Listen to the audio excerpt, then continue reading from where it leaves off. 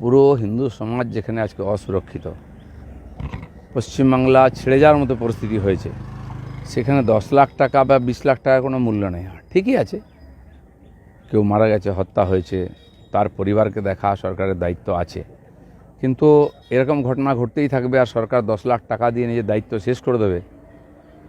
আরজি করের ঘটনা ঘটলে একটি ডাক্তার মেয়ে, তাকে ডাক্তার তৈরি করতে খরচা করতে হয় 50-60 লাখ, 1 কোটি টাকা, কিন্তু তার চেয়েও যে মূল্যবান জীবন তার একজন ডাক্তার, একজন মেয়ে, তাকেও 10 লাখ টাকা দেওয়া হয়েছিল। তো টাকার বিনিময়ে তো সমস্ত পাপ ঢাকা দেওয়া যায় না।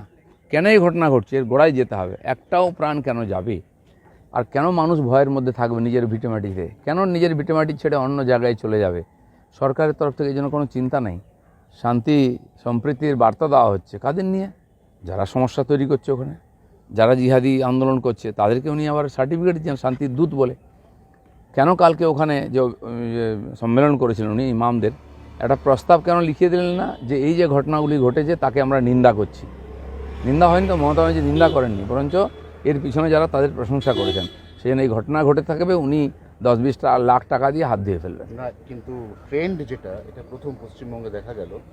এতদিন ওনার অনুদান সবাই নিয়েছে, এই প্রথম অনুদান মুখের ওপর ছুঁড়ে মারালো, তাহলে কি বাংলা পাল্টাচ্ছে?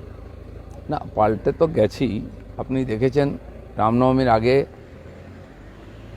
মোথাবাড়িতে যে হিংসা হয়েছিল, সেখানকার হিন্দুরা কিন্তু পালিয়ে যায়নি সংখ্যালঘু, সেখানে তারা 20,000 লোক রাস্তায় নেমে তার প্রতিবাদ করেছে, উত্তর দিয়েছে রামনবমীর। ঠিক তাই হবে, একটা মানুষের সর্বস্ব চলে গেল, আপনি কিসের দাম দিচ্ছেন? 10 লাখ টাকা, বাড়িঘর চলে গেছে, দোকান চলে গেছে, প্রাণ চলে গেছে, তারপরে 10 লাখ টাকা দিয়ে আপনি নিজের পাপস্খলন করছেন। আর এরকম ঘটনা আরও ঘটবে।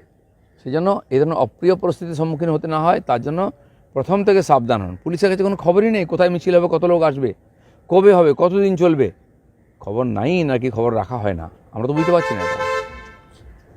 হ্যাঁ, বলছি দাদা, বিএসএফের বিরুদ্ধে বিস্ফোরক অভিযোগ মুখ্যমন্ত্রী। বলছেন যে বাচ্চা বাচ্চা ছেলে মেয়ে, তাদেরকে 5 থেকে 6 হাজার টাকা হাতে ক্যাশ দিয়ে বলছে তোমরা পাথর মারো, এবং ওদেরকে ফেস টুপি পরিয়ে দিচ্ছে। এটা তো উনি কাশ্মীরের গল্প বলছেন। কজনকে এরকম ধরেছেন যারা বলেছে যে আমাদেরকে বিএসএফ টাকা দিয়েছে?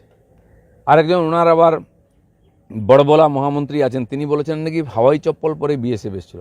উনি ফটো তুলেছেন, কারো ধরা পড়েছে কেউ? আহম্মকের মতো কথাবার্তা বলে নিজের মূর্খতা কেন জাহির করেন আপনারা? বাঙালি এখন আর ঘাসে মুখ দিয়ে চলে না, তারা এই ঘটনার থেকে শিক্ষা নিয়েছে, জীবন দিয়ে, প্রাণ দিয়ে, সম্পত্তি, ধন সম্পত্তি দিয়ে শিক্ষা নিয়েছে। আপনাদের মতো বাচালদের কথা তারা বিশ্বাস করে না। আমি বলছি, এত অভিযোগ করা যে বিজেপি, কংগ্রেস, বিএসএফ, কজনকে অ্যারেস্ট করেছে পুলিশ? তার মধ্যে কজন বিজেপি, কংগ্রেস পাওয়া গেছে? আপনি করাচ্ছেন, আপনার লোকেরা করাচ্ছে। অমিত শাহের ক্ষমতা খর্ব করতে বলছেন মমতা, বলছেন যে অমিত শাহ হামাগুড়ি দেয়, অমিত শাহ এই করে সেই করে। মমতা বলার কি, ওনার কী ক্ষমতা আছে? তার পার্টিতে তাকে মানে না লোকেরা, পার্টিতে চুলোচুলি কামড়াকামড়ি হচ্ছে, সরকারে কেউ মানে না, তার নিজের ক্ষমতা বলে কিছু নেই। তিনি কাকে আঙুল তোলাচ্ছেন? কোথায় নেতাজি আর কোথায় পিঁয়াজি?